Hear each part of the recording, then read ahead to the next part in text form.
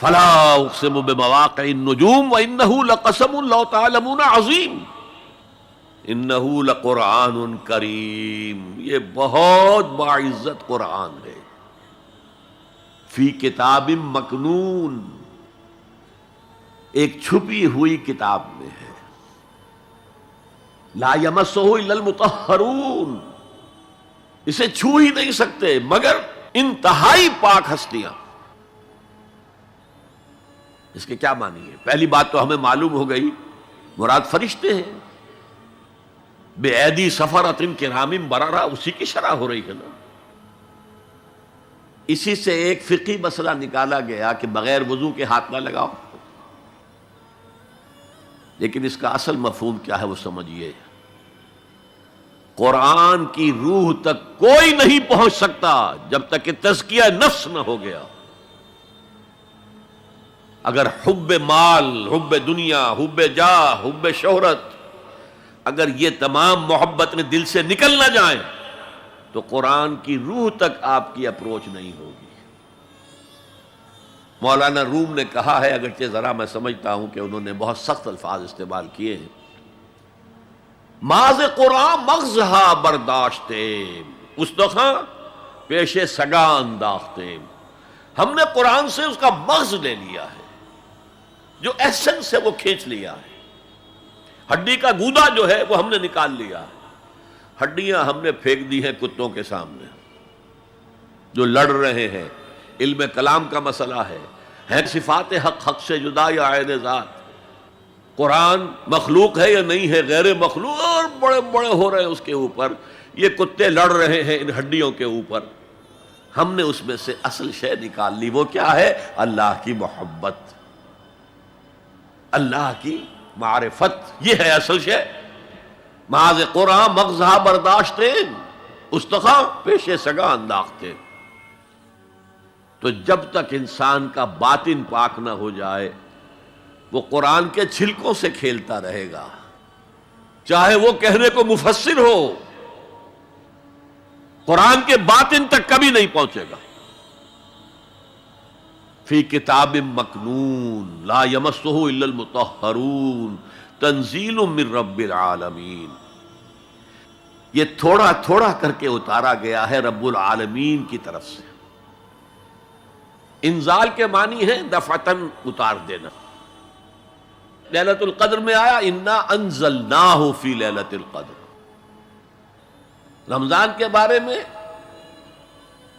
شہر رمضان الذی انزل فیہ القرآن، باب افعال، لیکن حضور پر ایک دم نہیں اترا، تھوڑا تھوڑا تھوڑا تھوڑا 23 برس میں جا کر اس کی تکمیل ہوئی۔ اب دیکھیے جو شکوہ کیا اللہ نے، کیا اس جیسی نعمت سے تم مداہنت کر رہے ہو، بے اعتنائی کر رہے ہو، اسے پڑھتے نہیں ہو، اسے سمجھتے نہیں ہو، اس پر عمل نہیں کرتے، اسے اپنا امام نہیں بناتے؟ تمہارا طرز عمل یہ ہے، بلکہ تم نے اپنا نصیب یہ بنا لیا ہے کہ تم اسے جھٹلا رہے ہو۔ غور کیجئے، جھٹلانا جو ہے دو طرح کا ہے، ایک ہے زبان سے کہنا کہ یہ نہیں ہے، کوئی اللہ کا کلام نہیں ہے، یہ قرآن وغیرہ جھوٹ، سب اساطیر الاولین ہیں، یہ محمد نے گھڑ لیا ہے وغیرہ وغیرہ، جھٹلانا ہو گیا۔ ایک جھٹلانا ہے عمل سے جھٹلانا، مان تو لیا اللہ کا کلام ہے لیکن اس کی حرام کردہ شے کو اپنے لیے حلال کیا ہوا ہے۔ حدیث نبوی ہے ما آمن بالقرآن من استحل محارمہ، اس شخص کا قرآن پر کوئی ایمان نہیں ہے جو اس کی حرام کردہ چیز کو اپنے لیے حلال ٹھہرا لے۔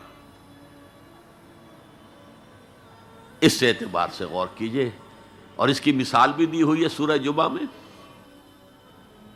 مثل الذین حملوا التوراۃ ثم لم يحملوها كمثل الحمار يحمل اسفارا بئس مثل القوم الذین کذبوا بآیات اللہ واللہ لا يهدی القوم الظالمین۔